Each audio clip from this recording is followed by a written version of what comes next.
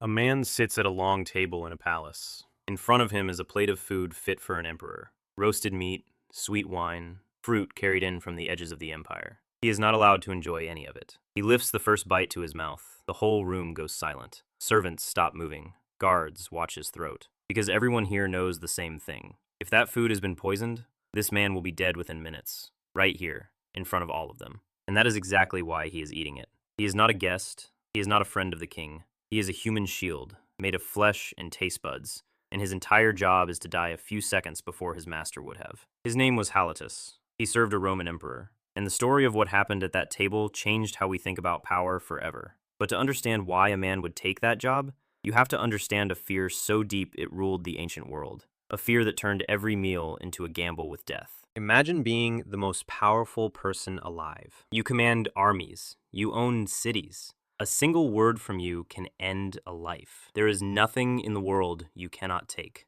And yet you are terrified of a bowl of soup. For most of human history, this was the secret nightmare of kings. Not war, not invasion, not rebellion in the streets.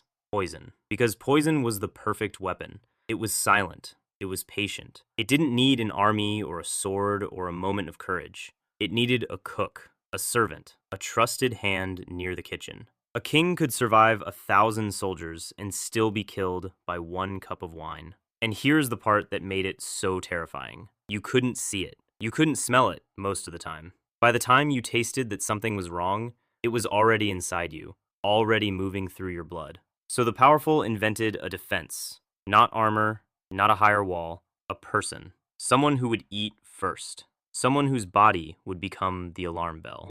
If the food was clean, the king ate. If the taster collapsed, the king lived. It was simple. It was brutal. And it created one of the strangest jobs in all of history. But who would ever agree to it? And what happened to the ones who said yes? The Romans had a name for them, the praegustator. It means, literally, the one who tastes before. And in Rome, this was almost never a job you chose. It was a job you were given because you couldn't refuse. Most poison tasters were slaves. Think about what that meant. You were owned. You had no rights, no freedom, no say in your own life. And now your owner had decided that your purpose, your entire reason for existing, was to find out whether his dinner would kill him. Every single day, you faced a small execution that might or might not happen. You sat down, you ate, and you waited to find out if today was the day your body betrayed you, and your master walked away clean. But here's something strange that history reveals. Over time, in some courts, the job changed. Because think about it. The taster knew the schedule. The taster touched the food.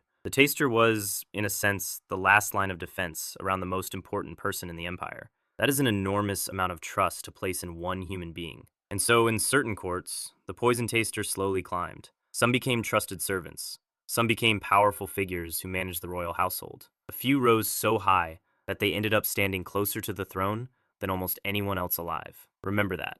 The man who ate first could end up closer to the crown than almost anyone alive. Trusted, essential, standing at the emperor's shoulder. Which raises a question no emperor wanted to ask out loud. What happens when the person guarding your food decides he'd rather be the one holding the poison? To understand how dangerous this world really was, you have to meet the people on the other side of the table, the poisoners. In ancient Rome, poisoning wasn't a rare crime committed by monsters in the shadows. At the top of society, it was practically a tool of politics. If you wanted a rival gone, a husband gone, an emperor gone, you didn't always need a knife. You needed the right person and the right dose. And the most famous of these people was a woman named Locusta. Locusta was, by the accounts that survive, a professional poisoner. Not a witch from a legend, a real person with real skills who knew exactly which plants and substances could kill a human being and how to hide them in food and drink. She was so good at what she did that she didn't operate in secret back alleys. According to ancient writers, she worked for the imperial family itself. Now think about what that means for our poison taster. He isn't guarding against some clumsy amateur. He is up against the best poisoner in the empire, hired by the very people closest to the throne. This is where the story turns into something out of a nightmare. The Roman Emperor Claudius had a food taster. We met him at the start. His name was Halotus, and he tasted the emperor's food for years. In the year 54 AD, Claudius died. The ancient sources say he was poisoned, most likely by a dish of mushrooms. And here is the chilling part. Some of those ancient writers point the finger not just at Locusta, not just at the emperor's own wife, Agrippina, who wanted her son Nero on the throne. Some of them point at Helotus, the taster himself. Think about that betrayal. The one man whose entire purpose was to protect the emperor from poison may have been the one who let it through, or worse, helped deliver it. The perfect shield became the perfect weapon, because who would ever suspect the man who eats first? Historians still debate exactly how Claudius died, and who was truly responsible. The ancient sources don't fully agree, and some of them were written by people with reasons to lie. But they agree on the shape of the thing. The most protected man in the world was killed at his own table, surrounded by the very people meant to keep him safe. And the horror didn't stop with Claudius. His son was a boy named Britannicus. He had his own protection, his own tasters.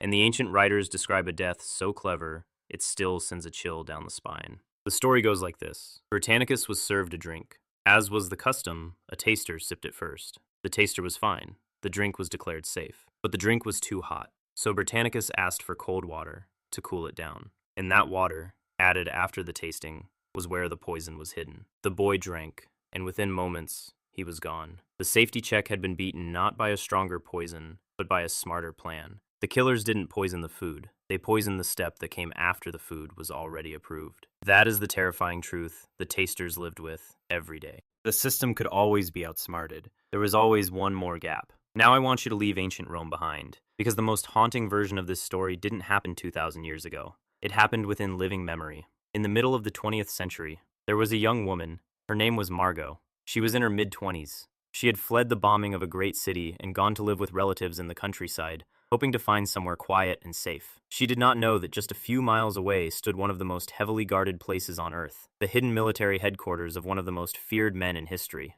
One day, the order came. The most powerful man in the country needed food tasters, and the local women were chosen, whether they wanted it or not. Margot was one of 15. Every day, they were brought to a kitchen, and every day, beautiful food was placed in front of them. Fresh vegetables, exotic fruit, rich dishes most people in a starving, war-torn country could only dream of. It should have felt like a gift. Instead, it felt like a death sentence served on a plate, because there were rumors. Rumors that enemies were trying to poison the leader's food. And these 15 women were the test. They ate first. If they survived, the food was safe. If they didn't, well, that was the point. Margot later described what it was really like. She and the other women would eat the delicious food in front of them, and then they would sit there, waiting to feel the first sign, a twist in the stomach, a burning in the throat, any signal that this meal was the one that would kill them. And when the minutes passed and nothing happened, and they realized they had survived one more day, she said they would break down and cry. Grown women sobbing at the table, not from sadness, from relief, from the unbearable release of having cheated death one more time over a plate of vegetables.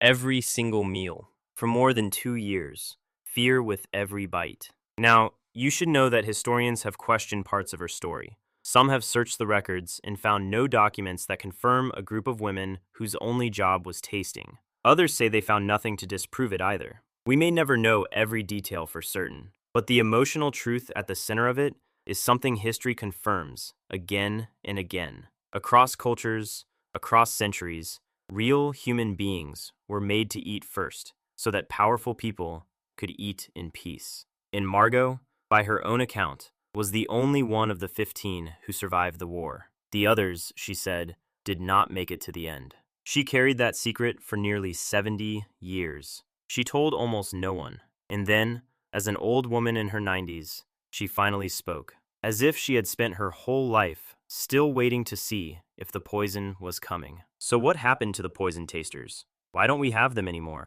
Here's the strange answer. We didn't save kings by finding braver tasters. We saved them by making the entire job pointless. For thousands of years, the taster existed for one reason. Poison was invisible. The only way to find it was to put it inside a living person and watch them fall. A human body was the only detector we had. Then chemistry caught up. Scientists learned to catch a killer dose in a drop of wine on a lab bench without a single throat closing, without anyone dying to prove the danger was real. And the fortress moved. It left the taster's stomach and went into sealed kitchens, locked stores, and cold chemical tests no poisoner could charm or bribe. The shield stopped being a person and started being a process. Sit with the irony.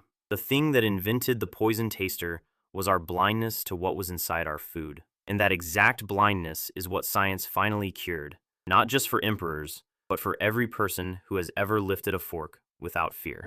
But think about what the poison taster really tells us. For most of human history, the most powerful people alive could conquer nations and command armies and still could not trust the one thing every human needs to survive: a meal. They had everything, and they could not eat in peace. So they handed that fear to someone else, someone with less power, fewer choices, often no choice at all. They turned another human being into a living shield and asked them to die first so that the powerful could live. That is the part that should stay with you.